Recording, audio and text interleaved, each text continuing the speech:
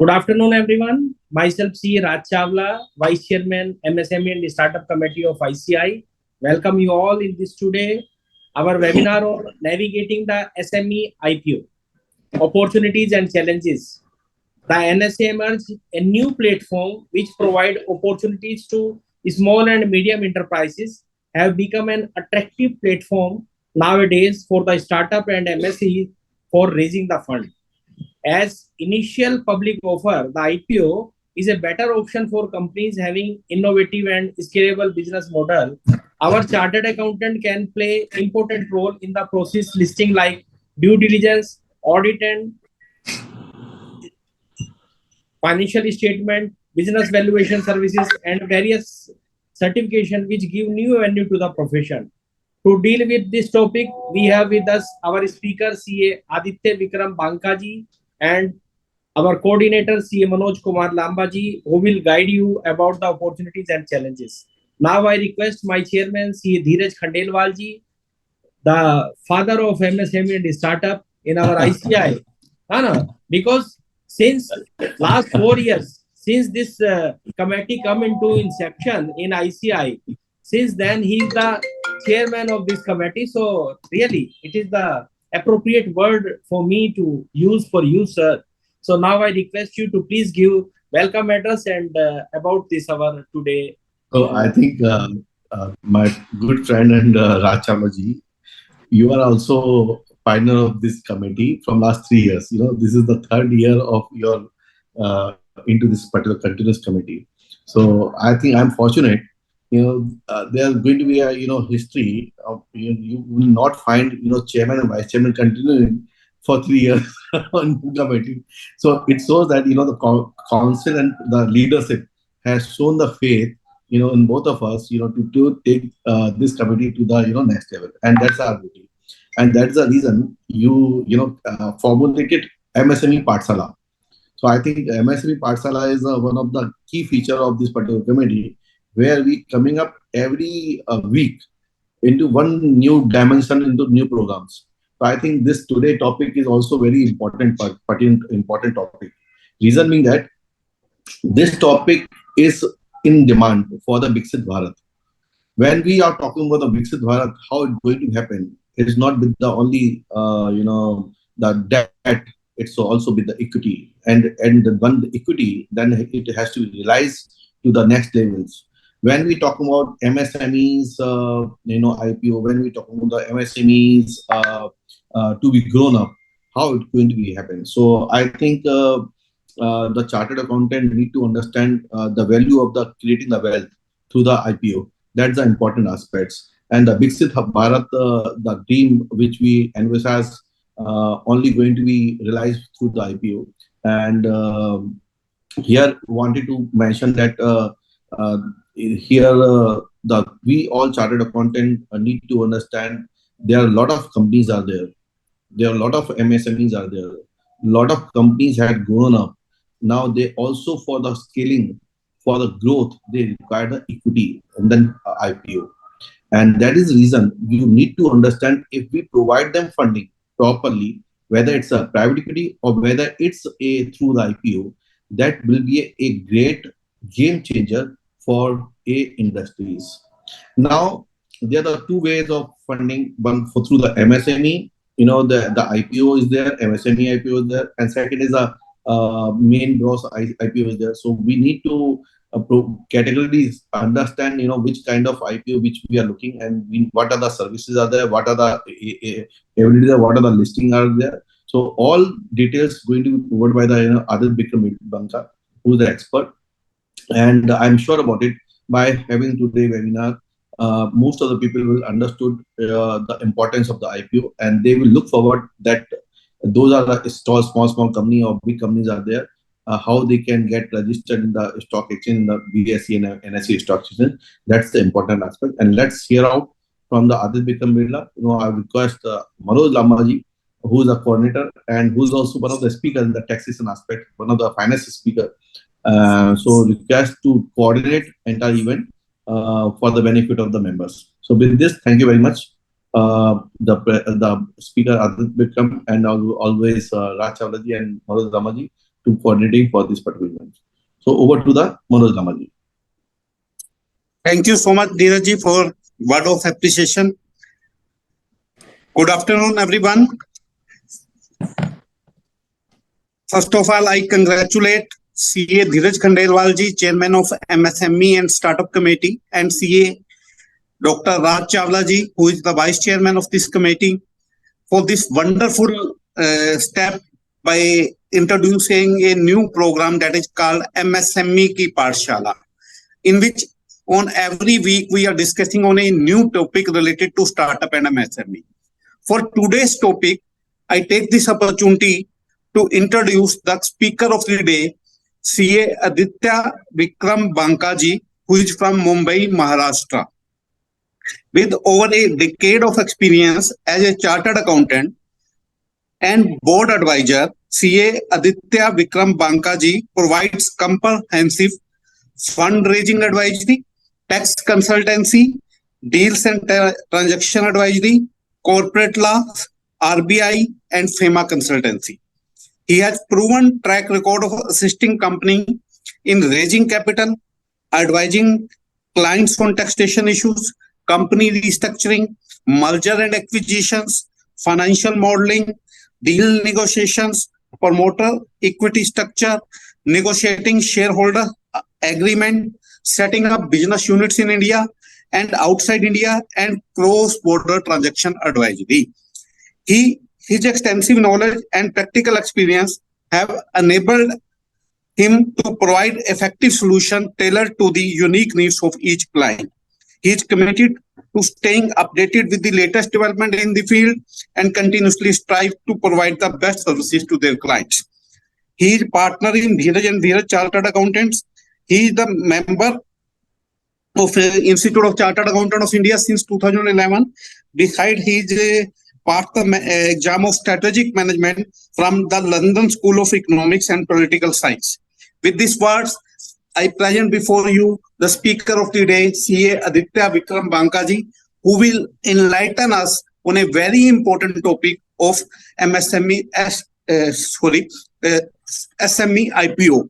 This topic is a very relevant topic because SME is facing a problem in getting finance from the bank, and there is an alternate means of funding themselves. Through this, the SME can procure funding in the shape of equity from the stakeholder.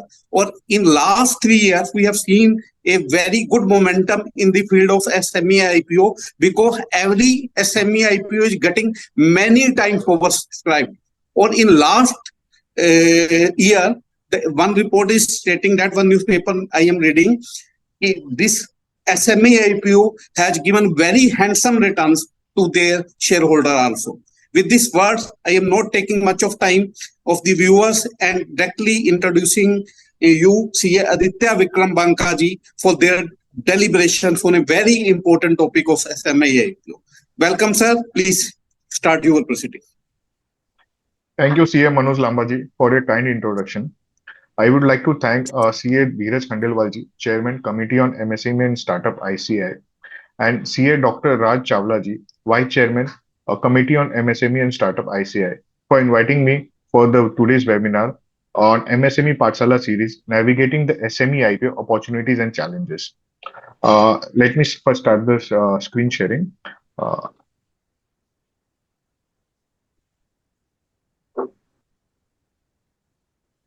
So, is the screen visible? Yes, sir. Yeah. Please continue. Just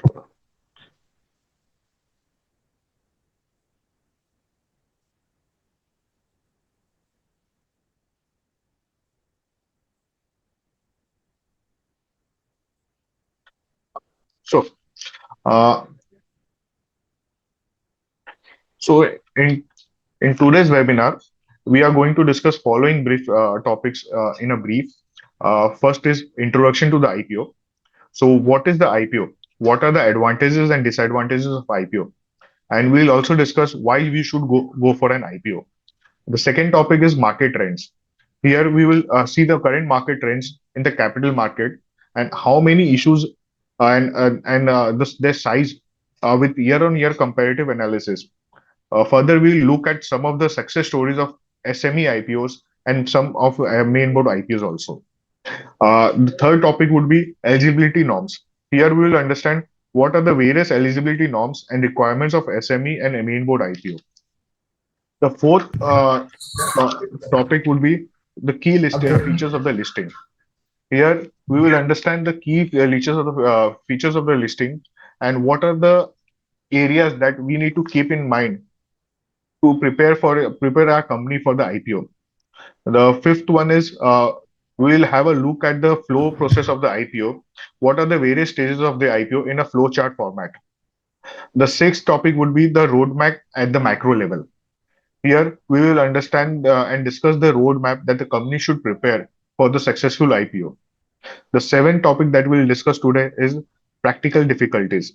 Here we shall have a look at some of the practical difficulties and challenges that that we face while preparing for the IPO. And the last topic would be key strategic points. Here, in the end, we shall have a look at some of the key strategic points that we need to keep in mind while preparing for the IPO. So, introduction. What is an IPO? In layman terms, the IPO is a process where the company issues its shares to the public in exchange for the money in the private market. After the shares are issued, the shares are listed on the exchange to be traded freely in the open market or secondary market. Uh, Now we shall understand why we should go for an IPO. So, raising funds through the IPO helps companies in value unlocking and creating wealth for the promoters and stakeholders. It increases credibility of the company and also enhances credit rating of the company. This results in lower borrowing cost to the company. It helps business in expansion as the funds raised through the IPO would be utilized to enhance that is a fund raised to the IPO would be used to utilized to enhance the current production capacity, investment in research and development of the new products, increase in sales and marketing for existing products, and thereby increasing the profitability of the company. In the end, if the promoter of the company utilizes the fund raised to the IPO judiciously, then the sky is the limit for the growth of the company.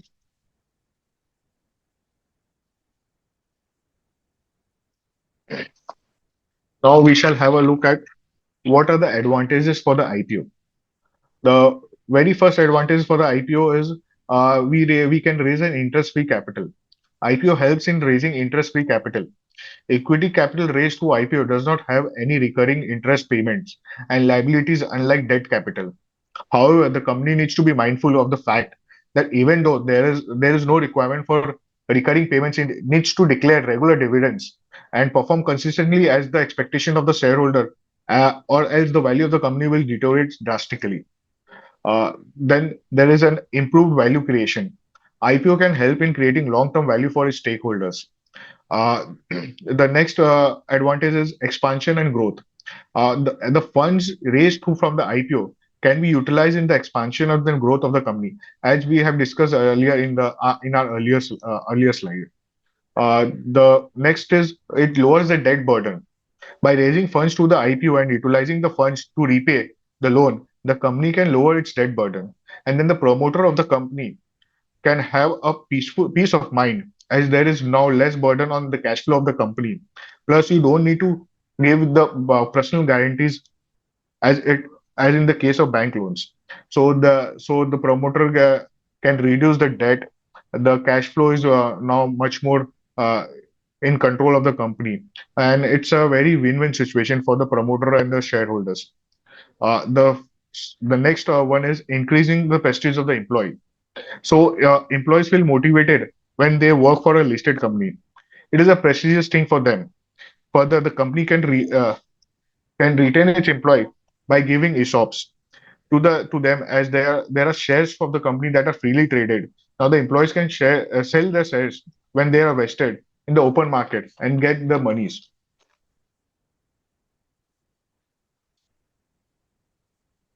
Now we shall discuss some of the disadvantages of the IPO. There are very few disadvantages of the IPO. Some of them are cost of the IPO. Raising funds through the IPO is a very costly and time-consuming affair. However, it is only one-time cost. which is equal to or less than 1 year interest cost of the similar amount of debt raised by the company. So in a bigger picture, the only one-time cost, 1 year one-time cost is equal to the 1 year debt cost. So in a bigger picture, the company can save a lot of recurring payments, and it would be a win-win situation. So this advantage can be converted into advantage for the company and the promoters if looked in a particular manner. And then the second, this is the biggest disadvantage for an IPO, is the exposure to the sensitive data. During the process of an IPO or post-IPO, the company needs to disclose various information which are sensitive in nature in the public forum. The competitors can utilize this sensitive data for their advantage. So there's a risk of misutilization of sensitive data of the company. The third factor is external factors for poor performance. Sometimes there are external factors that are not in control of the company, such as the previous COVID-19 pandemic, irregular monsoons, and other such factors that can result in poor performance of the company. This can result in the drop in the valuation of the company and loss of reputation to the company and its promoter. The fourth point is loss of valuation. There are lots of factors that influence the valuation of the company, such as financial performance, corporate governance of the company. If there are lapses in any of the area of financial or corporate governance, then the market penalizes it very heavily, and there is a risk of action from the stock exchange and regulators.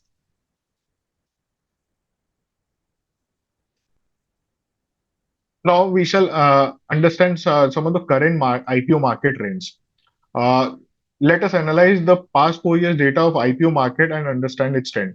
For main board IPO, in the financial year 2023-24, the last financial year, March ending 2024, has been better than the financial year of 2022 and 23.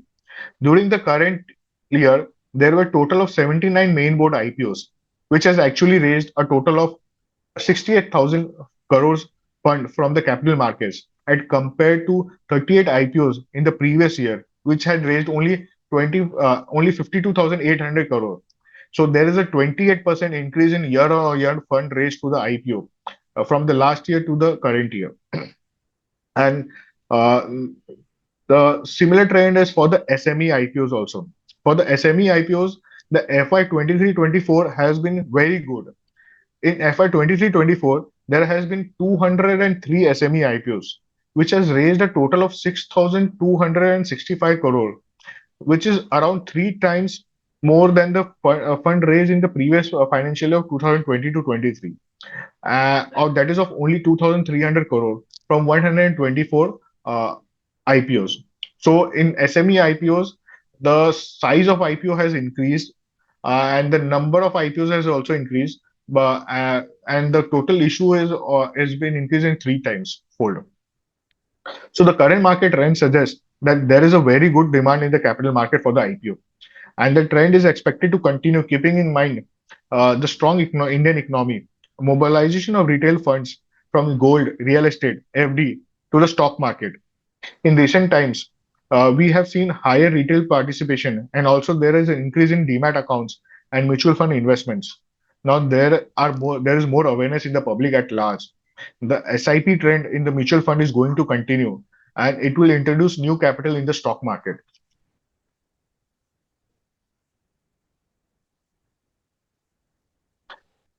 So this is the latest BSE SME platform performance report. Chatha Food Limited was the 480th company to be listed on BSE SME platform on 27 March 2024. With this, the total market cap of SME listed company is now more than 1.27 lakh crore rupees. The company has in total raised the companies have in total raised 6,375 crore from this platform, and out of 488 companies, 183 companies have migrated to the main board. This speaks volume about the success of the SME IPO. Now let us have a look at some of the success stories of SME IPOs. This story is about Knowledge Marine and Engineering Works Limited. Uh, so the company was listed in March 2021, with a share price of only rupees 37 per share, with a profit after tax of rupees 4 crore and a valuation of around 40 crore.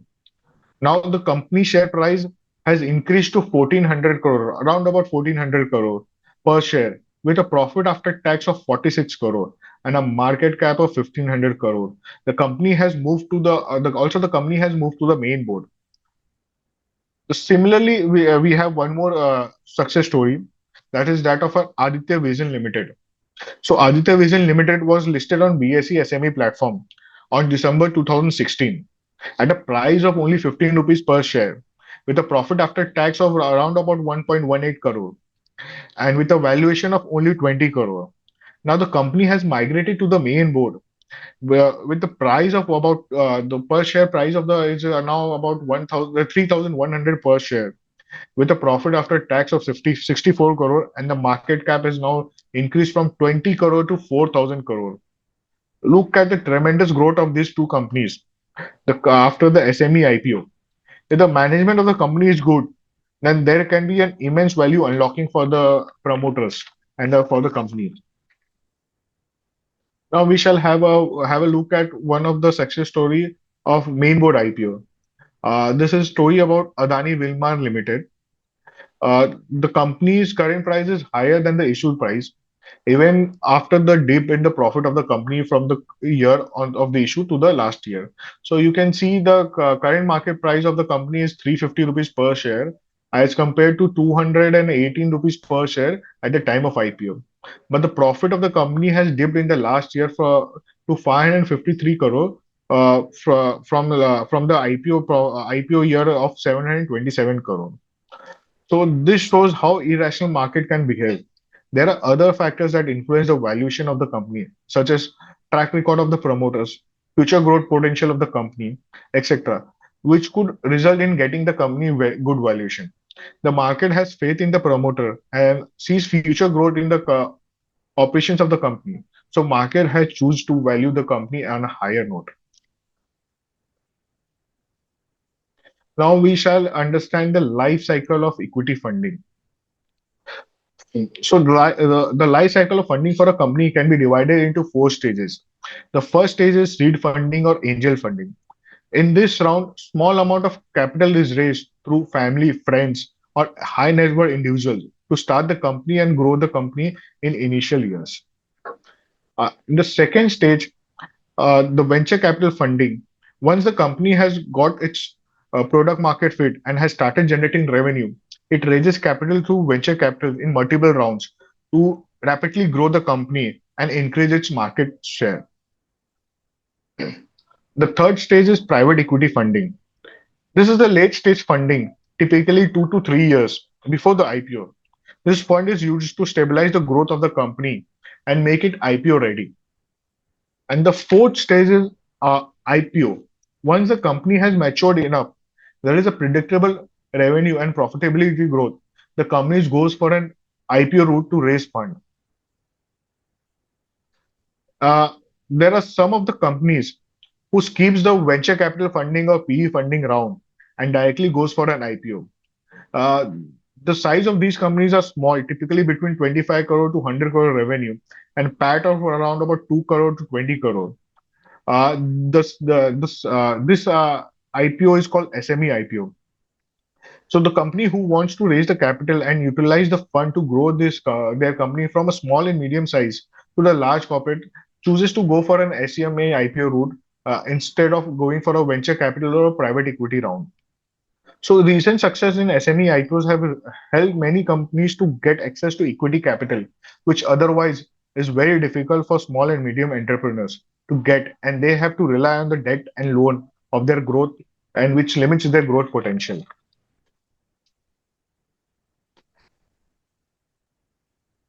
So now we shall discuss what are the objects of the issue. So IPO can be a fresh IPO or an offer for sale or a combination of both. So a fresh IPO is the issuance of new shares of the company and their sale of to the investors. The funds raised are intended to be used by the company. In case of offer for sale, the offer for sale is the sale of the shares by an existing promoter or investors. The company does not receive any proceeds from the uh, offer for sale. All the proceeds go to the selling shareholder in the amount of their pro rata contribution for the offer for the sale. Mostly the proceeds of the company of the IPO is utilized for the following purpose by the company, such as general corporate purpose. The maximum that a company can utilize for a general corporate purpose is 35%. The company utilizes the funds raised from the IPO for expansion of production capacity and purchase of plant and machinery.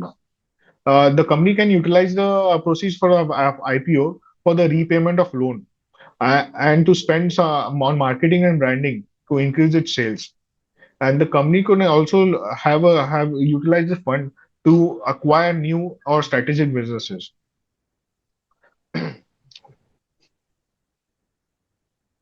Now let us understand what are the various listing requirements of our MSME and main board.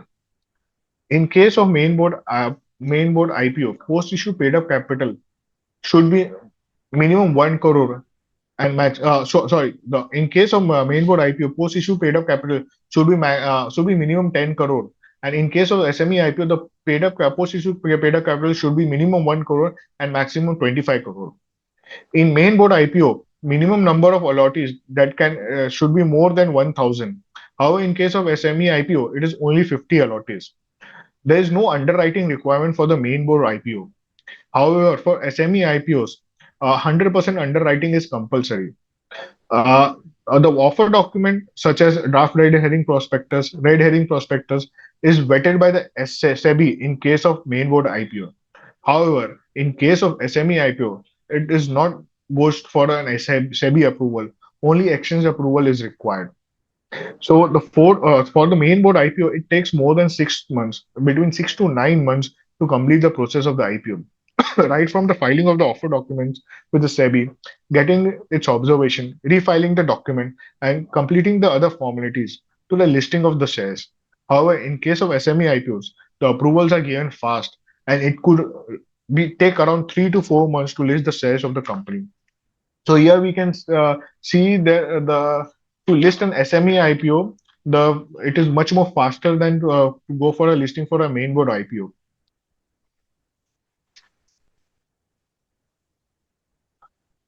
The maximum lot size for a main board IPO is the minimum lot size for the main board IPO is between 10,000 to 15,000 based on the price of the issue.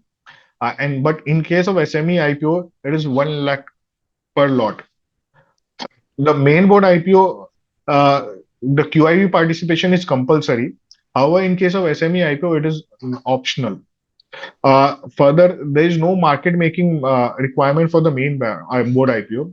However, for the SME IPOs, the company needs to appoint a market maker for at least 3 years to provide liquidity to the IPO investors. So there are stringent track records requirement for the main board IPO as compared to the SME IPO. We'll see what are the track record requirements in the next few slides. So the main board IPO can be listed on both the exchanges, that is NSE and National Stock Exchange and BSE Bombay Stock Exchange. But in case of SME IPO, it can be listed only in the exchange of BSE SME platform or NSE Emerge platform. It cannot be listed on two exchanges. Now let us understand the eligibility criteria for listing on SME platform. In case of SME IPO, the post-issue paid-up capital should not be more than 25 crore. The net worth of the company should be at least 1 crore per last two preceding financial years. The company should have a net tangible assets of more than 3 crore in preceding full financial year. And the company should have a track record of at least 3 years. And the company should be an operating profitable company with an EBITDA of the company, a positive EBITDA in 2 out of 3 financial years. Further, there should not be any disciplinary actions against the company or its promoters. There should not be any regulatory action for suspension of trading against the promoters or companies uh, promoted by the promoters of any stock exchange having nationwide trading terminals. And the promoter or director shall not be the promoter or director of a compulsory delisted companies for by delisted companies by the exchange, and the applicability of consequences of compulsory delisting is attracted, or the company that are suspended from the trading on account of non-compliance. So then the director should not be disqualified or debarred for any regulatory authorities. But there should not be any default in respect of payment of interest or other principal amount for debenture holders, bond holders, fixed deposit holders by the applicant promotee or the promoters or the promoters companies as or subsidiaries companies. Now we shall understand what are the eligibility requirements for the main board IPO. So for the main board IPO, the post-issue paid-up capital should be minimum 10 crore. The net worth of the company should be more than 1 crore in the last three financial years. And the net tangible asset of the company should be more than 3 crore in the last three financial years. And the market cap of the company should be minimum 25 crore. And the company should have an average operating profit of at least 15 crore in any of the 3 out of 5 preceding financial years. So this operating profit criteria is the main differentiating factor for SME IPO and main board IPO. The net worth or the net tangible asset or operating profit requirement is not applicable for the QIB route IPO. The promoter holding should be more than 20% of the equity capital after the IPO. The disciplinary action requirements or default criteria is the same as a SME IPO, so I will not rediscuss this. There are other requirements uh, such as the company should be have a functional website. 100% of the promoters should holding should be in a dematerialized form. The company must enter into an agreement with both the deposits with CDSL and NSDL for facilitating trading of its shares. All the partly paid up shares should be converted into fully paid up shares before the issue. Further, the company needs to deposit 1% of the issue amount as deposit with the exchange before commencement of the issue. The SEBI is contemplating to remove this deposit requirement in future, and this will reduce the cost of the IPO. Then the promoter should have at least 3 years of experience in the same industry, and the composition of board should be as per the requirement of Companies Act, such as women directors and independent directors. Further, the company should not be referred to an NCLT under IBC. There should not be any liquidation proceeding going on against the company. Most of the requirements are same for SME and main board IPO, apart from the deposit requirement. In case of SME IPO, there is no deposit requirement. Now, let us look at the various reservation or quota requirements for an IPO. So, the IPO can be divided into three types of IPO. One is 100% book building IPO, or a QIB route IPO, or a fixed price IPO. In case of an 100% book build IPO, there should be at least 35% reservation for retail and 15% reservation for non-institutional investors and high net worth investors, and not more than 50% of the issue should be reserved for QIB.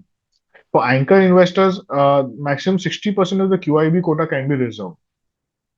In case of QIB route, the retail investments and participation should not be more than 10% of the IPO size. And the high net worth individual and non-institutional investors, it should be not more than 15%, and the balance 75% should be reserved for qualified institutional buyers.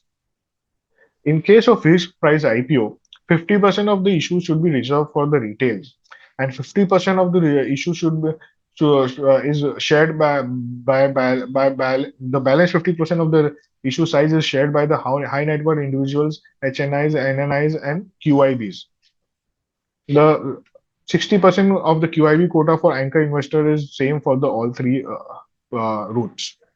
Further, in case of SME IPO, a minimum of 5% of the issue size is given to market maker for market making as per the listing requirements of the IPO, SME IPO. Now let us understand some of the lock-in period for the promoters, anchor investors, and non-promoter shares post before the who are the shareholders before the IPO. For the anchor investors, the lock-in period is 90 days for 50% of the shares and 30 days for the balance 50% of the shares. So in case of anchor investors, they can sell 50% of the shares in the on after the 30 days of the IPO, and the balance 50% can be sold after 90 days of the IPO. In case of promoter, the lock-in period is very high. The lock-in period is 18 months for shares up to 20% of the post-issue paid-up capital, and 6 months for the share exceeding 20% of the post-issue paid-up capital. If the majority of the issue proceeds, that is 50 more than 50% is of issue proceeds is proposed to be utilized for capital expenditure, then the promoter's lock-in period shall be double, that is 3 years to 1 year respectively. So in case of non-promoters, the locking period is 6 months. For venture capital also, the locking period is 6 months. There are exemption for locking period for certain ESOPs. So now let us discuss some of the criteria required for migration from SME platform to the main board platform. To migrate from the SME platform to the main board platform, the company should have a minimum paid up capital of rupees 10 crore, a minimum market cap of rupees 25 crore, and the net worth of the company should be 15 crore for the previous two financial years. And the company should be operationally profitable in 2 out of 3 financial years. The company should have a clean track record, such as compliance with the listing agreement, no disciplinary actions by the stock exchanges or regulatory authorities in the past 3 years.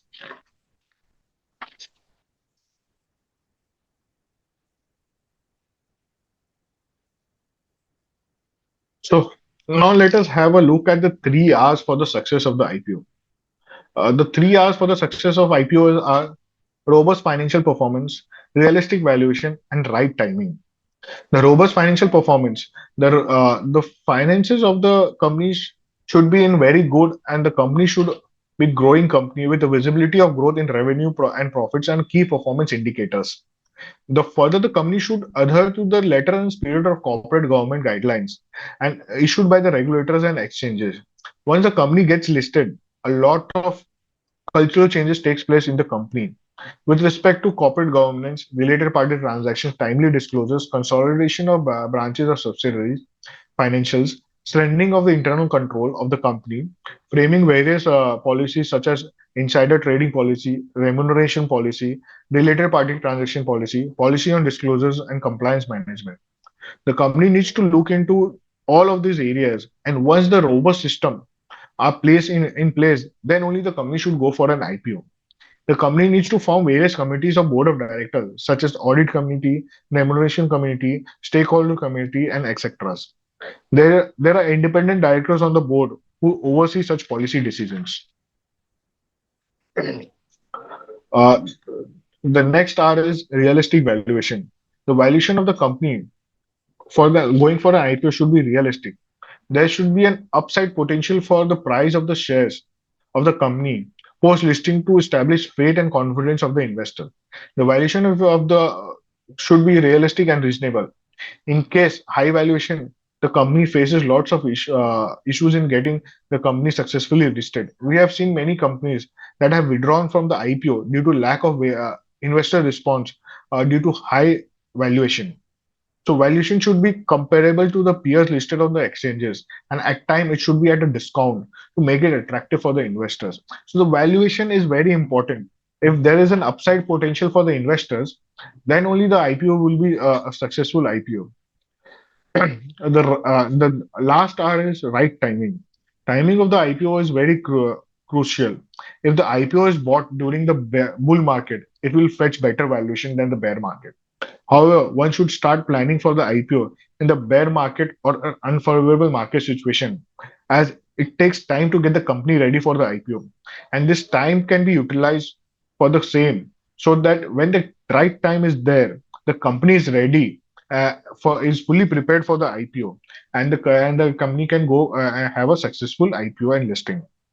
In the end, the 3 R's, such robust financial performance, realistic valuation, and right timings, leads to a smile in the face of the stakeholders such as promoters and investors. So now let us discuss the stages of the IPO. The first stage is the strategic consideration stage and IPO planning stage. In this stage, we look into the operations of the company, its key performance indicators, financials and compliance, and strategic decisions for which to go or for whether to go for an IPO or not to go for an IPO. The second stage is corporate health checkup and IPO readiness. In this stage, we conduct our due diligence and check on the health of the company and propose various remedial measures to fill the gap in the corporate governance and compliance of the company. This stage is very crucial for the company, whereas various policies are defined at this stage to make the company compliant for the listing requirement, such as related party transaction policy, trading policy, whistleblower policy, disclosure policy, and secretarial policy, etc. We need to sensitize the promoters, directors, staff of the companies for this policy and upcoming requirements. The third stage is the IPO stage, where where there is an open offer, the allotment of securities takes place, and the securities is listed on the stock exchange for trading. And the fourth and the last stage is post IPO stage. In the post IPO stage, there are lots of compliances that the company needs to take care of. And further, in case of SME IPO, the company needs to provide for market making for the next 3 years. And there are lots of strategic investments that the company needs to do for the proceeds that it has received for an IPO. So now let us discuss the strategic consideration and IPO planning stage. At this stage, we analyze the industry in which the company is operating, its market size, the company market share, and the growth of the market size and how its peers in the industry are performing.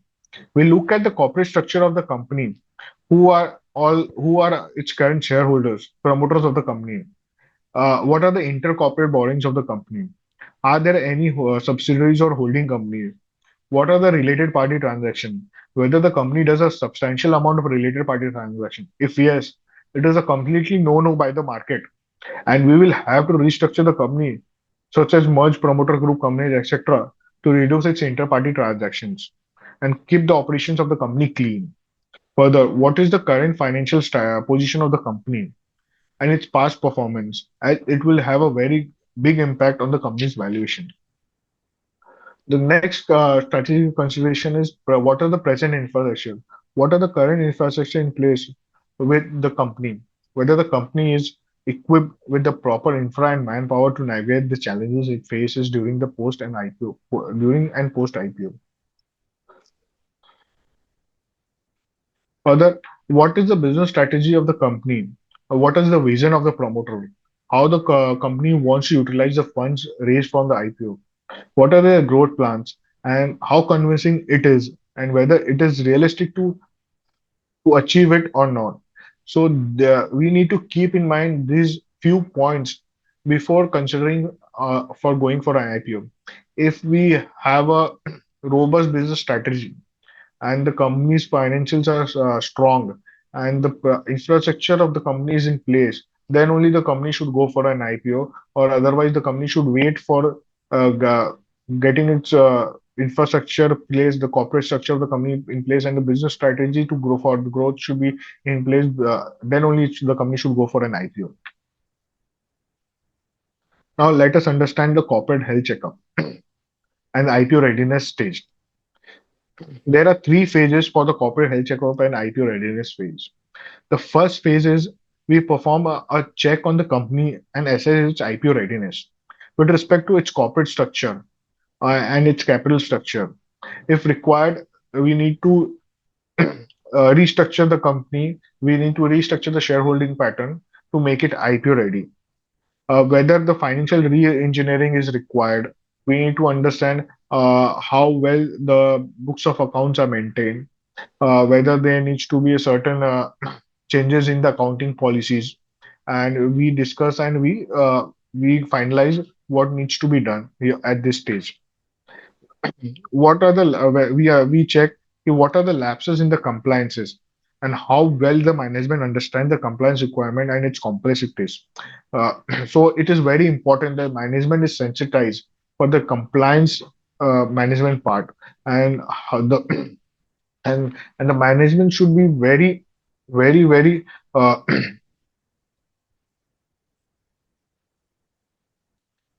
the management should be very careful if there are any lapses in compliances, and it should uh, rectify any of the lapses. The second phase is we prepare the company for an IPO.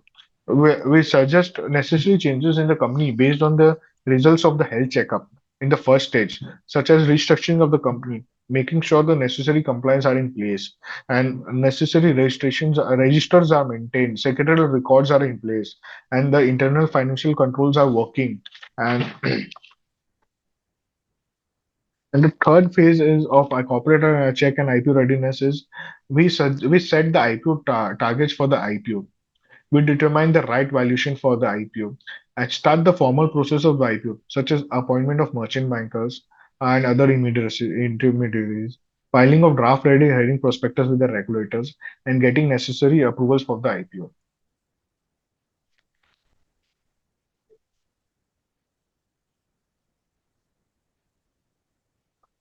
So third stage is hmm. So now let us have a look at the flow process of the IPO. Uh, the flow process of the IPO is first the merchant banker is appointed. Then with the help of the merchant banker, legal advisor, chartered accountant team, and the company secretary team, restructuring of capital is done, and the restatement of accounts are done. So when the company goes for an IPO, the company needs to restate its accounts from from the Indian GAAP to an Ind AS uh, as per Ind AS. Then the merchant banker conducts due diligence and start preparation for the IPO. This stage is very important. At the due diligence stage, the merchant banker collects lots of various information that is needed for the offer documentation part. When the restructuring of board of directors is done, where women directors are appointed and independent directors are appointed on the board of the directors of the company, as per the Companies Act and the listing requirements. Then the various other intermediaries such as depository participants, syndicate members, etc. is appointed. The I the IPO marketing is also done after the appointment of all the intermediaries and all the documents are in place. And the roadshow strategy are planned, and how to generate interest in the company is done. After the Once the marketing strategy is in place and roadshows are done, where the offer document or draft heading prospectus is prepared and filed with the regulator. On approval from the regulator, a issue is open to the public for application. Once the application is closed, shares are allotted to the investors, funds are released, and listing of the company takes place. The post listing, the market making is done to provide liquidity for the stock.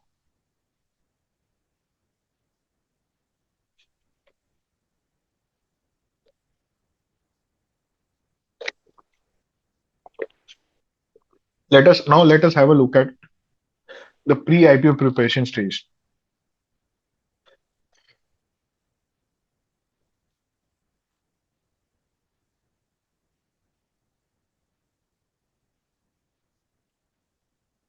So,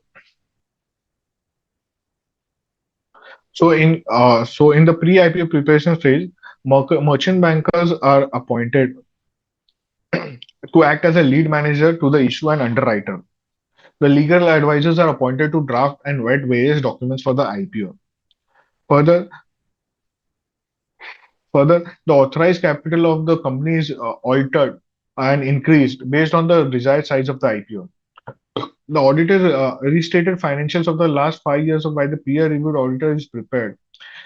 We should note that the financials should not be more than 6 months old at the time of submission of offer document with the SEBI or stock exchange.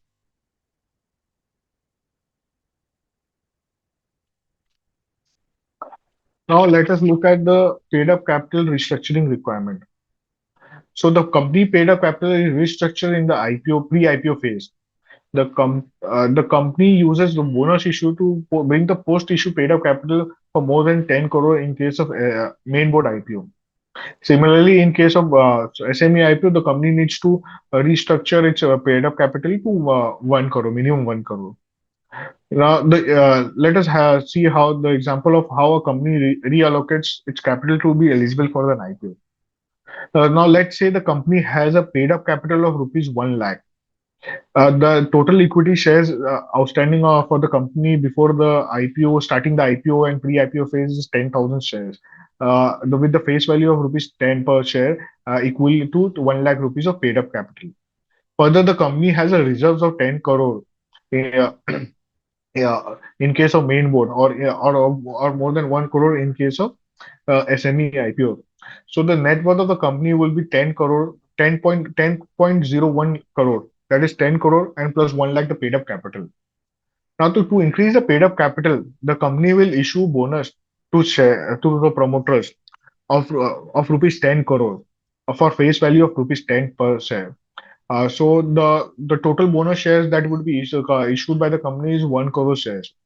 After the issue of bonus shares, the total promoter holding will increase from 10,000 shares to 1 crore and 10,000 shares.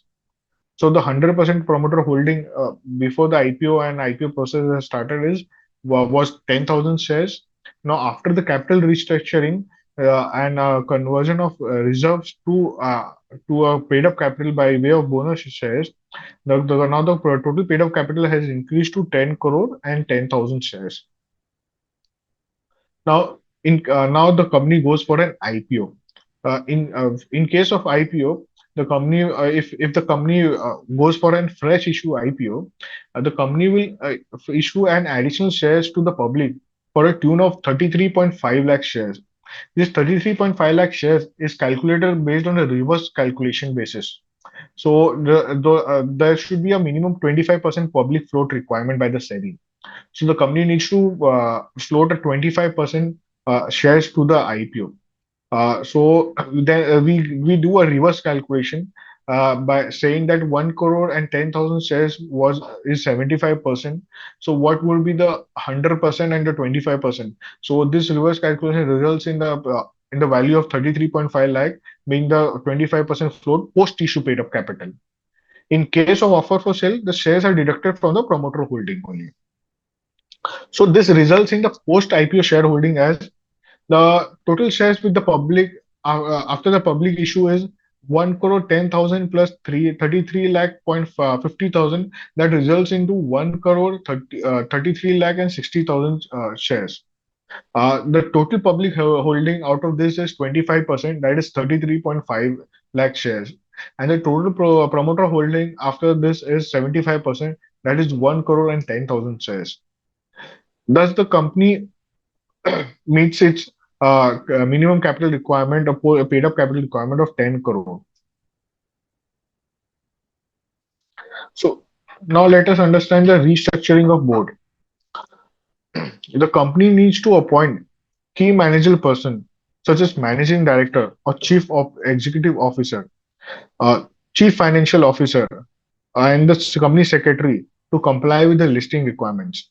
In case of private limited companies, the appointment of managing director or CFO or company secretary is not mandatory.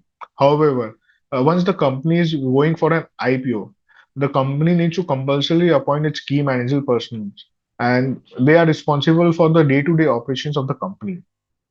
Further, at least there should be a one woman director in the company, and the company needs to appoint one third director as an independent directors. The company needs to be very careful in appointment as the quality of the people it appoints as in the board of directors gives a signal of government standards of the company and the company to the investors.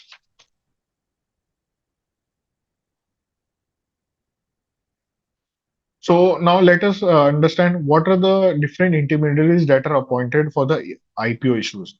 So various intermediaries that are appointed for IPO are depositories such as CDSL and NSDL for for depositing the shares of the company. Then the registrar to the issues are appointed. So registrars to the issue are the transfer agents who is responsible for having the transfer register of the company shares. Then the market makers are appointed and underwriters are appointed. So usually the merchant banker is a market maker or underwriter, or there are consortium of merchant banker who come as an underwriter for the issue for a bigger IPO issue size. So now the bankers to the issues are also appointed, and the advertising and PR agencies are appointed. Any IPO cannot be successful without these intermediaries. The IPO needs to be marketed, and the PR agency and the advertising policy needs to be kept in place so that the investors' interest is generated for the company, and the company's shares are subscribed successfully.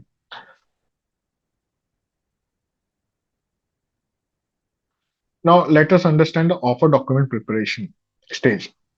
Offer document of the for an IPO are prepared in accordance with the provisions of SEBI ICDR regulations, Companies Act 2013, SEBI LODR regulations, BSC and National Stock Exchange listing norms. These are some of the indicative heads of the information that is required to be mentioned in the offer document, such as what is the capital structure of the company, what is shareholding, what are the promoter holdings, who are the promoters of the company. Then the next is business overview of the company, how the company is performing, in which industry the company is operating, what is the market size of the industry, and how the company is placed with its peers. The next is what are the objects of the issue. So here the company needs to declare how the company wants to utilize the issue proceeds of the IPO, whether it wants to utilize for a expansion of its production capacity, whether it wants to utilize the IPO proceeds for repayment of debt, whether it wants to utilize the IPO proceeds for marketing purpose or whether it wants to utilize the IPO proceeds for a general corporate purpose.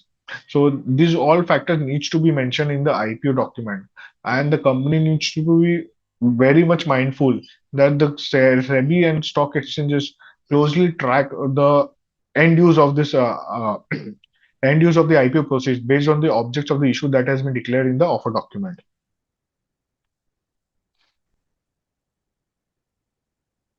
Now, the risk factors and outstanding litigations. All the pending litigations of the company needs to be disclosed here. Due care needs to be given in defining the risk factors and litigation of the company, and nothing should be left out. The There should be a proper disclosure of the risk factors that the company might face and for the performance of the company. And further, any litigation, whatever small or big that might be, should be declared by the company. Otherwise, it will face a regulatory action if any disclosures are are are observed that it is not made.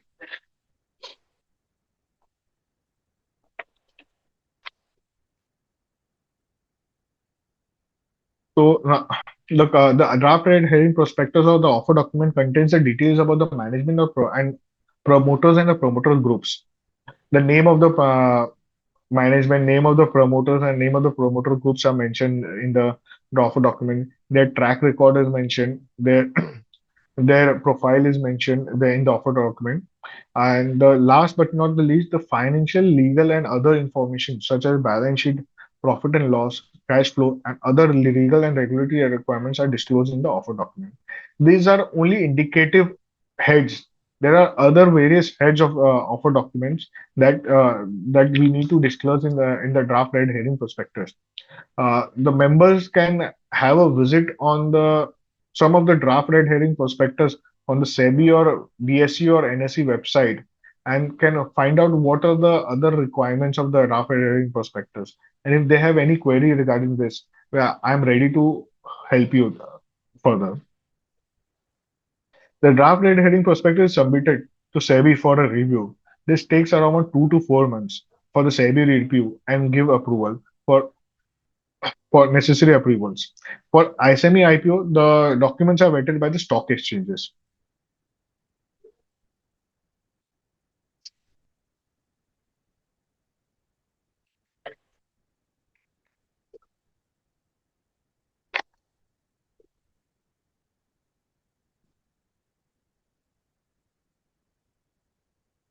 So now let us understand submission of the documents and IPO advertising stage. The shares of the promoters of the companies are dematerialized, and pre-IPO shares are locked in as per the lock-in requirements of the IPO. And then the draft red herring prospectus is filed with the SEBI, and in case of SME IPO, it is filed with the stock exchanges. Uh, Once the draft red herring prospectus is filed, the SEBI or exchanges give its observations after duly vetting the documents. Once the company receives its observations, the company needs to rectify or update the draft red herring prospectus, and then the it gets an in principle approval from the SEBI and stock exchanges. Once the in principle approval is received from a SEBI and or stock exchanges, a red herring prospectus is prepared and filed with the regulator. The red herring prospectus is an updated version of the draft red herring prospectus. It contains the current information about the company. So in case of draft red herring prospectuses, the draft red herring prospectus might have been filed, say 9 months before, and now there have been certain changes in the company. And further, as per the requirements, the prospectus the financials in the prospectus should not be more than 6 months. So the red herring prospectus is updated with the current recent financials, and if there are any material changes from the at the time of the filing of draft writing prospectus to the current date. So these material changes are also updated in the red herring prospectus. This could be a certain new litigation that the company might have faced, or there might have been a certain external factor that might have led to a dip in the company's performance. So, or might there might be some other risk that has emerged that was not available at the time of draft red herring prospectus. So all this needs to be updated in the red herring prospectus. The merchant banker after the filing of red herring prospectus with the exchange, the merchant banker conducts a roadshow and does a pre-issue advertisement to generate the investors' interest in the IPO. The merchant banker, along with the promoter of the company, goes for a various road shows. Uh, gives various interviews to the to the public and to the media to generate the investors' interest in the IPO. Once the IPO is marketed, the roadshows are done. The promoter of the company and the merchant banker meets various investors, qualified institutional investors, high net worth investors, and the merchant banker and the promoter gets a good response for the IPO. Then the IPO is open for application by the investors. The flow of the application is monitored on a real time basis. The merchant banker coordinates with the syndicate banks and brokers for IPO subscription. Nowadays, we have seen that there are lots of IPOs that are subscribed exponentially. Now the 10 times, 20 times subscription is old. We are seeing 50 times, 75 times, and 100 times subscription for the IPO. So we can have just gauge what are the interests of the public in the IPO.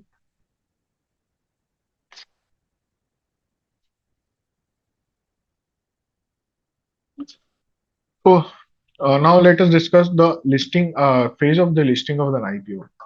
And the IPO opens for anchor investors. The IPO is open for an anchor investor if there are any. The anchor investor is a qualified institutional buyer who applies for an IPO under the anchor investor section and submits a bid for an amount for at least rupees 10 crore. The company allots the shares to the anchor investor 1 day before the issue opens to the public. After the shares are allotted to the anchor investors, the IPO is open for the public. The IPO is open for the public and the public places bids for shares offered in the IPO. An offering may be open to the public for a minimum of 3 days. On closure of the issue, the basis of shares allotment is finalized in consultation with the mentioned banker and registrar of the issues. The once the basis of allotment of shares are finalized, it is advertised and submitted to the regulators. On after the approval of the regulator, the shares are credited in the investors' demat accounts. The funds that are freeze in as per route are unblocked, and the funds and the allotted shares funds equivalent to allotted shares are credited in the company's account, and the balance amount are unblocked. And as I said, the basis of allotment is advertised once the process is completed. The listing process is after the allotment of shares has been completed and the funds are unblocked. The listing application is filed with the stock exchanges, and once they receive the trading approval, the stocks are listed in the exchanges. Now, let us have a discuss what are the certain statutory compliances the company needs to keep in mind at the time of post issue. The Once the IPO has been successfully listed, the company needs to file its financial results. Uh, so in case of a main board IPO, the company needs to file its financial result on a quarterly basis. And in case of SME IPOs, the company needs to file its financial result on half yearly basis. It's a limited review result, but but the company needs to be prepared to readily have its financials closed year on year, quarterly on quarter basis. So in case of a private limited company, the financials are closed on a yearly basis, and that too in the month of August or September. But in case of a listed company, the financials needs to be closed on a quarterly basis. So in case of first quarter, the financial needs to be closed in the first month of July, and so on. So the company board and the finance department should be on its toes every time, and it should comply with the financial results issue requirement. Similarly, the shareholding pattern of the company that is listed needs to be disclosed on a quarterly basis for main board IPO and half yearly basis for SME IPO. Uh, so, in case of there are any major corporate announcements, such as changes in directors or expansion program or any other factors that are affecting the company's performance, the company needs to disclose that to the exchanges and to the public at large. So there are certain event-based disclosures that needs to be done. There are other quarterly, half yearly, and annual disclosure and compliance. Uh, but in case of SME IPO, the quarterly compliances are done away with, and the only half yearly and annual compliances are required. Further, one of the most important compliance for the SME IPO is the market making compliance. In case of SME IPO, the company needs to provide a market maker for minimum of 3 years, so to provide the liquidity in the market. And the company also needs to submit the report on its market making uh, process to the stock exchanges. Now let us have a look at some of the practical difficulties that we can face during the process of an IPO. So one of the main practical difficulties that we face at the time of IPO or during the pre-IPO phase is that government approvals are not in order. The issue generally arises when the details reflected in the government approvals does not match with the other details. So we generally look into the factual data to determine the reason for such anomaly, and we rectify the details, and we ask the company to get all the government required requisite government approvals in place before even thinking of for going for an IPO. If the company doesn't have a required government approvals such as factory license, be it ISO certification, ISI certification, there are various other licenses that the company needs to have obtained based on the industry. So if the company is from a pharma industry, it needs to get an FDA license. If the company is from a chemical industry, it needs to get a certain different license, whether pollution licenses are up to date or not. whether the PSI and PFL licenses are up to date or not. So we need to have a look at all the government approvals, that whether they are in place or not. And if the government approvals are not in place, there could be a very big trouble for the promoters if they go for an IPO. So the second most practical problem that we face is that old secretarial records are not there or they are improper.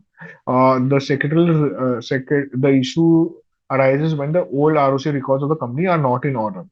So in case of a private limited company, the company is closely held by one or two, three promoters. Those are family-owned companies. And in such cases, we have seen many times that the secretarial records are not prepared, or the secretarial records are very are improper, or half. The shareholder registers are not in place. The fixed asset register, the contract registers are not in place. So any such issues needs to be corrected before filing for an offer document. If the registers are not there, the company needs to make the registers. The company needs to check whether the minutes of the meeting are documented or not. If the minutes of the meeting are not documented, it should document all the minutes of the meeting and check whether all the filings have been to the ROC has been done or not. If there are any lapses in ROC filing, the company needs to correct it and file all the lapses of ROC filing. The third issue is the gratuity, PF, and ESIs and other labor law. There are many times there arises a situation where the company needs to comply with a certain labor law, but it is not complying to save the cost. Say the company is having a 50 employee at its plant.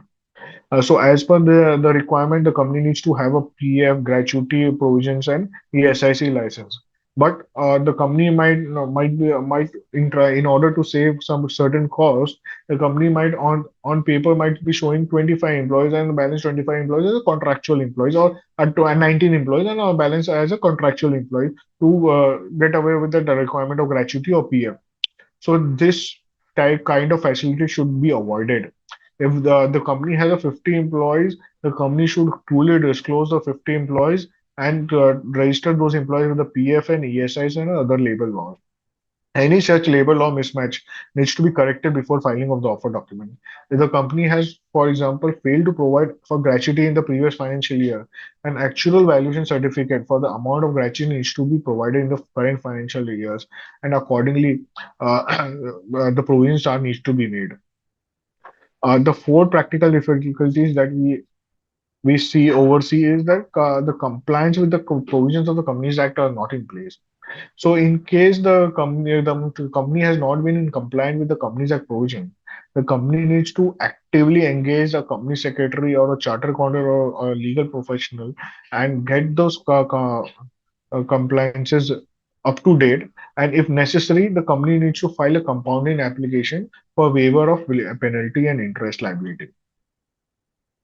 The similar is required for the income tax or other the indirect taxes compliance. The company needs to be very mindful whether the company is paying right taxes or not. The fifth practical difficulty that we face is the current statutory auditor of the company is not a peer-reviewed certified auditor. The financial statements of a listed entity can be audited and certified only by an auditor or audit firm, which has been certified by the peer review board of ICI. In such cases, we recommend the company to change the statutory auditor and appoint a peer-reviewed certified auditor, since the same would be mandatory if the company is listed. So here, the the issue is that the current auditor is not peer-reviewed, and as per the requirements of the exchanges and regulators and the Companies Act, the listed companies auditor should be peer-reviewed. So the statutory auditor who is not peer reviewed needs to resign, and the company needs to appoint a new auditor who are peer reviewed. So here the अभी एक problem आएगा. The current statutory auditor might feel that कि मेरा business चला गया, and if I am suggesting any company that if I am not a peer reviewed firm and I am a statutory auditor of the company and that company is very apt for going for an IPO. As an auditor, I might not advise the company to go for an IPO, so fearing that I might lose the business of the company. So, but we should not look into have such a kind of a mindset, and we should have a bigger picture in mind. And and the company and we should advise for taking keeping in interest of the promoter on the company and and the company. Further, the composition of the board of directors are not in accordance with the provisions of the act. So there might be times when the board of directors are not, composition are not as per act. We have seen that there are various additional directors that have been appointed on the board of directors, but the term of the additional directors are only 1 year, and the company needs to reappoint those additional directors, and company fails to reappoint those additional directors. So if if there are such cases, the company needs to reappoint these additional directors, and the company needs to recompose its board of directors. The company needs to appoint a woman director, and the company needs to appoint independent directors. The selection of woman director, independent director, and the managing director is very important. But because this will develop a policy for the company, and it will show what are the government standards of the company. Now, the seventh practical difficulty that we face is litigation against the company. There are certain litigations against the company which are required to be disclosed in offer documents. The company may at times be having all the might times may not be having all the supporting documents in relation to the suspending litigation. Uh, so there are various litigations that a company might be facing, but the company might not have a documents ready for those litigations. There might be a case in the High Court or a Supreme Court or a lower court pending, and the company might not be aware of the full documentation might not be available with the company. So the company should engage with the legal law experts, and the company should find out what are the case that they are pending with in the name of the company. What retrieve the case documents from the court, from the district court, from the high court, and from the Supreme Court. Study all the case documents, all the pending litigations that the company might be having, including the litigation of the income tax or taxation department, which might be running in the ITAT or appeals. So the company needs to have a look at all the pending litigation, has to do a thorough research and search of any pending litigation, and be mindful that even a single litigation uh, is not left out. And all such document needs to be arranged and given to the legal advisor to for the issue of drafting of legal chapters. The capital built up of promoter equity. The eighth issue that we face is that there are lots of shares that has been transferred between the promoters, but that the transfer documents are not in place. There at times we have seen that there were earlier there were four different partners or promoters of the company, but two of the partners have left the company and sold the shares to the other two partners of the company. But the transfer has not been effected in the shareholding pattern filed with the ROC. Further the shares but further, the shares have not been transferred in the name of the promoters uh, with the transfer deed and all. So, in such cases, we advise the client, we advise the company, and we advise the existing promoter to to redraft the transfer documents, get the transfer registered with the ROC before going for an IPO. Otherwise, there could be a litigation or the previous promoters who have left the company would claim the shares of that you might be lawfully holding. So the share transfer register should be maintained. The annual return should be in proper. There should be lots of care should be taken in the case of shareholding pattern and the promoter equity pattern.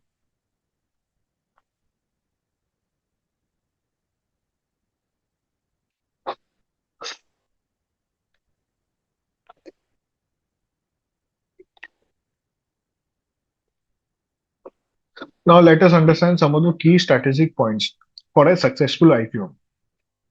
There are few strategic points that needs to be keep in mind while preparing for an IPO to make it a successful IPO, such as suitable capital structure. The company needs to have a suitable capital structure as it is required, and if required, it must alter by issuing a bonus shares, a right issues. Then the second most important point is determination of appropriate offer size. Is the determination of appropriate offer size is very important. Low offer size will result in less fund mobilization, and the high offer size would risk in IPO getting failed. There needs to be a right balance of successful IPO. The company needs to fully disclose all the litigating matters and should not hide any of the information, or it could result in the regulatory actions. Further, the company should avoid separation of profit, and it should declare true and fair financials and should be disclosed, and the taxes should be paid accordingly. The company should avoid uh, if avoid saving tax in an unlawful manner, or the company should avoid transferring profits from one company to another related party company, as these are seen as a corporate government lapses by the investors, and if the IPO could fail due to this corporate government lapses, and the company should be truly uh, fair in true and fair in its financials, and there should not be any hiding by the promoter or the management of the company, and all the true and correct financial situation of the company should be disclosed to the investors. The company should never suppress its profit. We have seen lots of companies. There are lots of examples, such as Satyam, where the Satyam and Matter saga, where the company tried to show a wrong financials to the investors to raise the valuation of the company. But in the end, it resulted in a bigger fraud, and the promoter of the companies was jailed, and the auditor and the disciplinary proceedings were started for the against the auditors also. So we need to be very mindful of this fact. The company should appoint competent intermediaries to the issue, as these are the persons who are responsible for the successful IPOs. We should have a background check of the intermediaries that we are appointing for an IPO, whether they are capable enough, whether they have infrastructurally equipped enough for to make the company for a successful IPO. There should be a proper coordination between the company auditors auditors, company secretary, and other intermediaries. There are lots of information that goes from the company auditors, company secretaries, and other intermediaries, and there should be a proper coordination in this to avoid any lapses in disclosures. Further, there should be a minimum control centers and decision-making centers in the company, as it can result in a faster turnaround time for an IPO. There at times we have seen that there are multiple decision makers in the company, and this leads to a lot of deliberation, lot of lost time, and this could result in a IPO getting delayed. So it is advisable to company to appoint a single or a person promoter as a managing director or chief executive officer, who has the complete authority of the promoter group to make decision on behalf of the promoter for the successful IPO. And the one of the most important thing is valuation of the company. The valuation of the company should be realistic, and there should be room for further appreciation of the post issue. The promoter should decide whether they want to be a 100% holder of a, say, 10 crore or 100 crore value company, or a 75% holder of a 500 or 1000 crore value company. So giving the right valuation at the IPO increases scope of the value discovery and a higher valuation in the secondary market. A wrong valuation could result in the company stock performing badly in post-issue market, and this could erode the company's valuation of the company. So the valuation of the company is very important. If the value of the company shares are very high, then there are we have seen the shares to be listed on a below the issue price, and this results into loss of confidence by the investors. And it is very difficult once the company is listed below its issue price to again regain the confidence of the investors and get a good valuation. Further, we have seen that the company has valued its shares on fairly basis and has given a discount at the time of issue. So in case the company has given a discount and have fairly valued its shares at the time of issue, there are tremendous listing gains in such companies, and this gives investors confidence, and this makes a room for a long-term value creation. And there is a relationship developed between the shareholder, between the promoter, management of the company, and the shareholders. And the trust of the share investors is very important for the success of any IPO.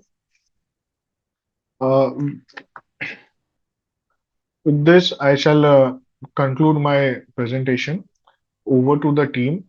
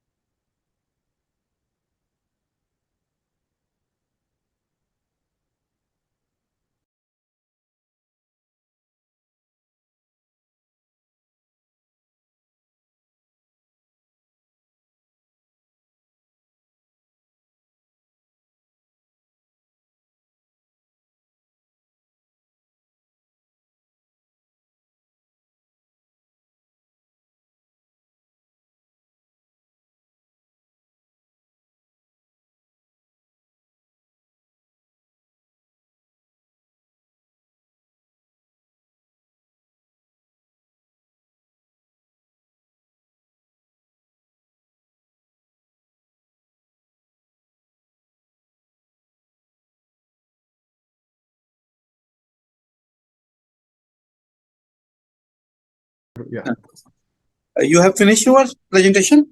yeah. Just finished this just now, just in Okay, a okay, okay. Just a minute minute. or I so. am taking questions of the viewers. Sir. Yes, yes. I have received only two questions. Okay. And the first question is, we Mm-hmm. have seen SME IPO for around 100 crore also. But Okay. you say the limit is 25 crore. Mm-hmm. So the limit is not 25 crore as such. The limit is for post capital market share for post capital of face value of 25 crore.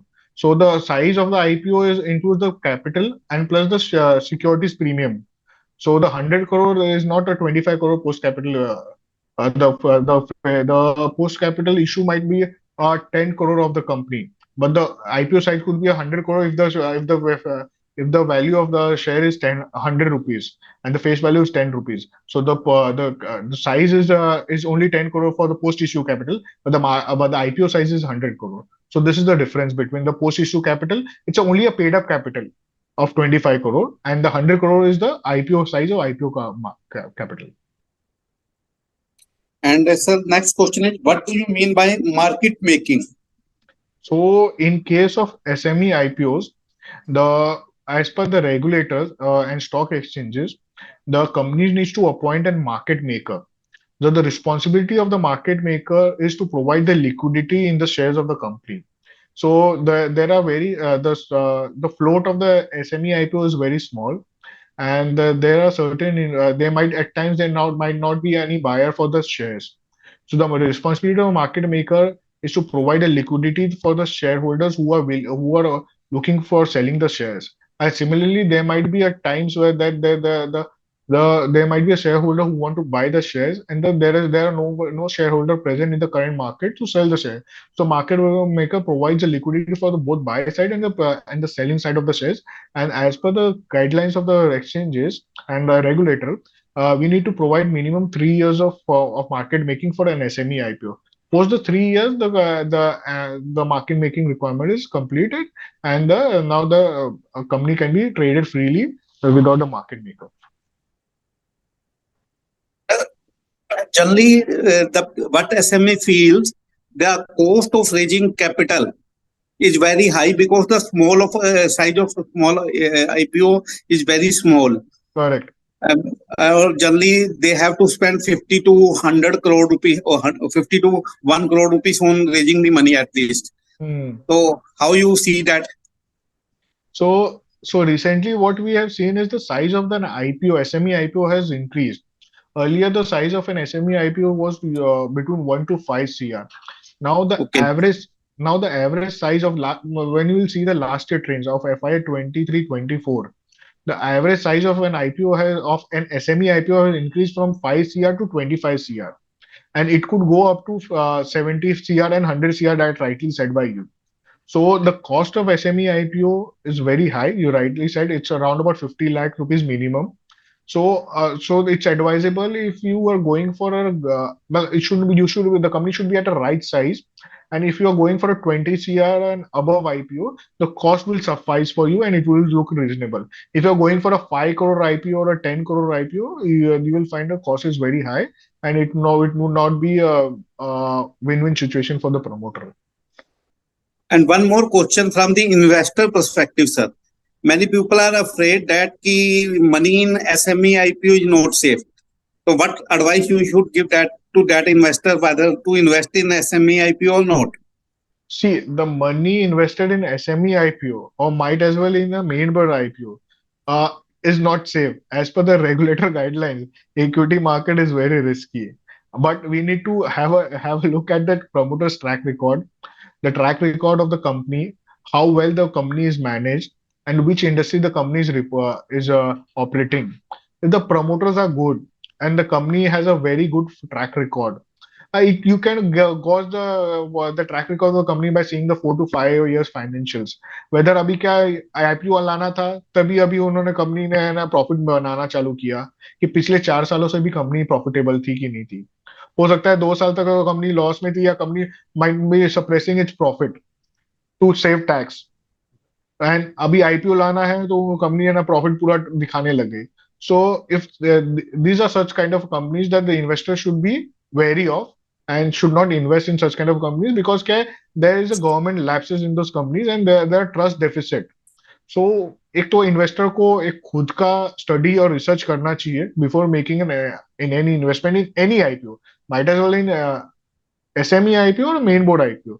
No doubt, SME IPOs are little more riskier than the main board IPO, but for a thorough due diligence would be necessary. And if the promoters are good, the track records are good, then then we have seen. I have shown a few of the companies in our slides where the market has awarded the right promoter and right SME IPOs, and 183 companies from the BSE emerge has shifted from BSE SME platform to the main board platform. So there are genuine companies, genuine people doing business, and you need to find the right company for to invest in the IPO. Sir एक question मेरा है अपने perspective से, being a investor ही, कि अगर मेरे को invest करना है स्टार्टअप और एसएमई में, तो स्टार्टअप ज्यादा सेफ है या SME? So see, startup is also a part of an SME. या ऐसा नहीं है कि SME अलग है, स्टार्टअप अलग है. स्टार्टअप को हम लोग आज लेकिन एक फर्क है सर, कि स्टार्टअप और एसएमई दोनों एक ही मतलब पहलू हैं. लेकिन स्टार्टअप में इनोवेशन होती है, वो आइडिया सक्सीड होगा कि नहीं होगा ये प्रोबेबिलिटी कम है. लेकिन एसएमई एक ट्रेडिशनल बिजनेस में काम कर रहा होता है, तो सक्सेस रेशियो ज्यादा है. तो उस एंगल से मैं पूछना चाहता हूं. हाँ, तो मैं भी वही बोल रहा था कि basically the startup and SME, startup is also a part of SME, but in case of startup, there is a product innovation or service innovation that is done, which is not current in the market or current in the economy. So वो startup होता है जो नया product लेके आता है, and once you are introducing any new product, it becomes a lot more riskier, because वो चलेगा कि नहीं चलेगा, whether there is a product market fit or not. So any venture capital or angel funding who invest in any startup, उनका है ना success ratio है ना 10:1 या 10:2 का रहता है. अगर वो 10 कंपनी में इन्वेस्ट करते हैं तो 2 कंपनी या एक ही कंपनी सक्सेसफुल होती है, बट जो सक्सेसफुल होती है वो रैपिड सक्सेस होता है, वो 100 टाइम्स का सक्सेस होता है. So the growth potential for a startup is very high, but in case of SME वो एक 15% 20% का एवरेज ग्रोथ लेके चलता है. In case of startup it is 2 times 3 times X every year on year. So there's a difference between the startup and SME for such. And if you are as an investor investing in a startup as through an angel investor round or through a venture capital round, so you should have a basket of companies that you are investing. You should not put all your money in one startup. So if say सम 10 में से 5-6 startup fail हो गए, 2-3 startup okay perform कर रहे हैं, लेकिन उसमें से 1-2 स्टार्टअप ऐसे होंगे जो मल्टीफोल्ड आपको रिटर्न देंगे, that will cover your cost of the all 3 lost और 5 लॉस्ट स्टार्टअप्स. एसएमई आईपीओ और एसएमई में क्या होता है, ट्रेडिशनल बिजनेसेस है, वो ट्रेडिशनल ग्रोथ पैटर्न्स पे चलते हैं. देयर आर प्रिडिक्टेबल ग्रोथ, 15%, 20%, 10% का ग्रोथ चलता रहता है. So it's lots more safer to say, but the again in both in the case of startup और फंडिंग और SME funding, the promoter background is very important, and how well the promoter knows its business and how seriously it takes the compliance is very important. अगर promoter सही नहीं है तो boss किधर भी पैसा डालो गायब होएगा पैसा. तो इन कंक्लूजन हम कह सकते हैं भी धीरे धीरे अमीर बनना है तो एसएमई में पैसा डालो, एक दिन में अमीर बनना है तो स्टार्टअप में डालो. अरे सर, एक दिन में तो कोई अमीर नहीं बनता है. पर स्टार्टअप में आजकल भी तो है कि फ्लिपकार्ट में देखा आपने, बाकी स्टार्टअप करेक्ट. आईपीओ में देखा कि मल्टीफोल्ड रिटर्न मिली है. तो इट इज हाँ, माय ओपिनियन, स्टडी ग्रोथ के लिए आप एसएमई में इन्वेस्ट कर सकते हैं. Yes yes. और एक लास्ट क्वेश्चन सर, कुछ लोगों को ये कंफ्यूजन है कि जैसे एमएसएमई की परिभाषा में सिर्फ मैन्युफैक्चरर और सर्विस प्रोवाइडर कवर है, क्या ट्रेडिंग एंटिटीज भी एसएमई आईपीओ के लिए अप्लाई कर सकती हैं? So as per the exchange requirements, there is no debar for कि ट्रेडिंग कंपनी नहीं कर सकती है. अभी जो मैंने एक एसएमई का जो आपको ये बताया था, आदित्य विजन लिमिटेड करके कंपनी है जिसका एक सक्सेस स्टोरी शेयर किया था मैंने. So it is a trading company. So it is a trading company. It is just like a Vijay Sales, consumer durables बेचती है. तो उन्होंने एसएमई आईपीओ लेके आए थे 2016 में. अभी उनका मार्केट साइज 10 टाइम्स इंक्रीज हो गया. उनका जो 15 रुपए का शेयर था वो 3,000 रुपए का पर शेयर हो गया. तो वो ऐसा कोई डीबार्ट नहीं है. As per the exchange guidelines there is no debarred कि आपको मैन्युफैक्चरिंग या सर्विस कंपनी होना चाहिए. You can be a trading company for an SME IPO. So thank you so much, sir, for wonderful deliberation and sparing your valuable time for our viewers. Your wonderful deliberation definitely enlighten our viewers on a very important topic this day. It is SME IPO, and definitely our viewers will has enlightened something new or learn something new from your deliberation. Thank you so much once again, sir, for your wonderful deliberation. Thank you entire team of this MSME committee of ICI for arranging this program every week under the tagline of MSME Pathshala. So thank you everyone who has contributed to the success of this program. Thank you so much. Thank you, Mukul ji. Thank you, Dheeraj ji, and thank you, committee for MSME Startup for inviting me for the webinar. Thank you very much. Thank you, Aditya Vikram sir, for sharing your insight on very important topic, SME IPO. And thank you, Manu Lamba sir, for coordinating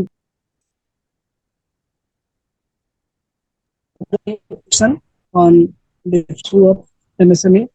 So thank you for your valuable time, and we look forward to see you in future, sir. Thank you. Thank you.